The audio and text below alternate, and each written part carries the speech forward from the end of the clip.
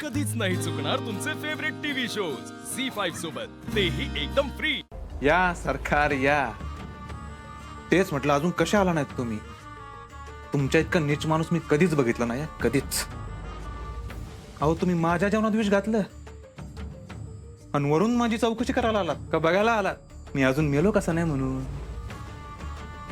तुझ्या अरे काय बोलतोयस? कसला विचार करतोयस? बस करा आता। इथनं पुढं कोंडून घातलं, डांबून घातलं, ही कॅसेट वाजवली ना तर बघा। तुझ्या बस। हा बस, आता मुद्द्याचं बोलू आपण।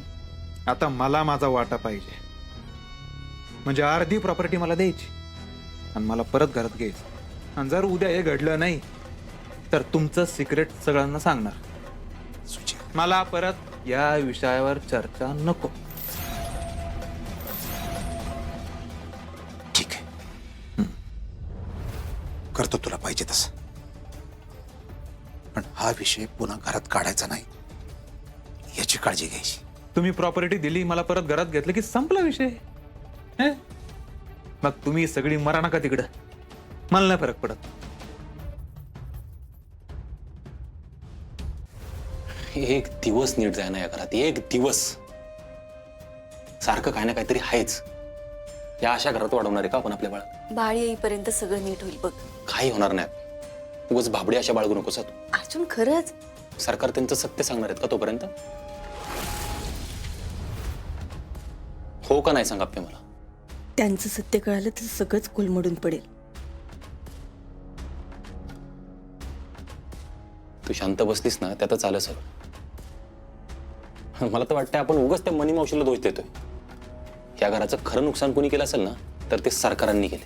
हो, पण त्यांना त्यांच्या चुकांची जाणीव झाली आहे ना आता। अजिबात नाही। त्यांना त्यांच्या चुकांची जाणीव असते ना तर आतापर्यंत गप्प बसलेच नसते। अर्जुन, तुला एक गोष्ट कळतेय का? तू थोडा विचार कर की, अरे ते सांगत नाहीत म्हणजे ती गोष्ट किती भयंकर असणार आहे। तुला माहिती का काय भयंकर आहे ते?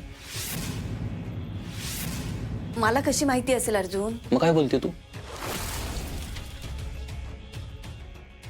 दादाचं बाळ गेलं राव, अजून काय व्हायला पाहिजे? वहिनी बरोबरच बोलत होते। काकी खोटं वागली, काकी।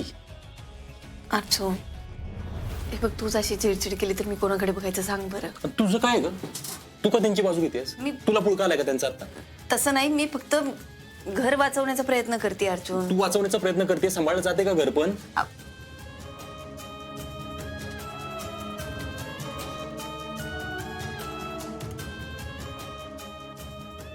आपे, मला तुझ्यावर चिडचिड करायची नाही का? मला कळा ना काय करायचं ते आता। असं डोकंच चाला ना, माहिती का ग? खरंच शांत नसेल तर काय करायचं माणसाने? कोणाच्या तोंडाकडे बघायचं सांग ना? तू शांत उभं राहते। तिथून पुढे तू त्यांची बाजू घ्यायची नाही आपे। माझ्याकडे पर्याय नाही आता अर्जुन।